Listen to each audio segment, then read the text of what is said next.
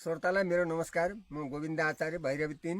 मैले आफ्नै YouTube channel खोलेर हालेको, सुनिदिनु होला मलाई। अनि यो किताब छाप्ने पनि सहयोग गरिदिनु होला भन्ने मेरो 10 औँलाको नमस्कार र बिन्ती। भनौँ, दिविलोक देवलोकबाट दैलेख नामाकरण बनाइसके सब लागेर धर्म जति हरण। बेली 9औं शताब्दीमा लिच्छवी काल थियो, शासक नागराजाका पाला देशै बदलियो।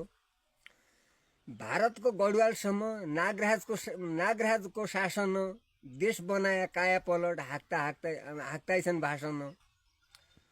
अशोक चल जितारी मल्ल लिच्छवी कालका, आदित्य र प्रताप मल्ल छोडुवा तालका।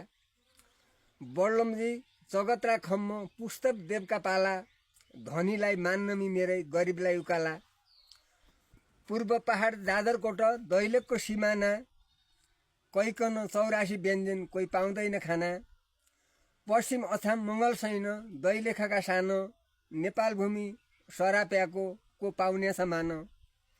दैलेखको सिमाना पर्छ दक्षिण रानीमोता, देश बनाया मालुपाट निकालिदिया लोता। उत्तर ब्याउली कालीकोट दैलेखको एरिया, संसारै कागती भयो जमाना फेरिया।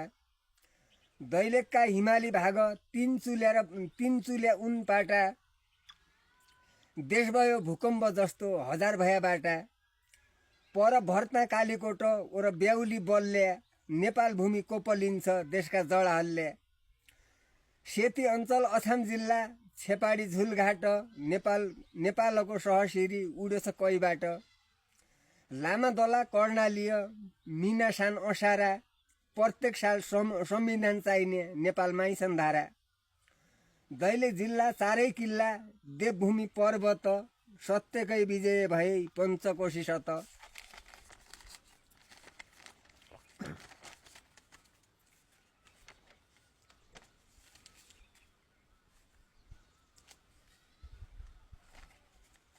सकियो।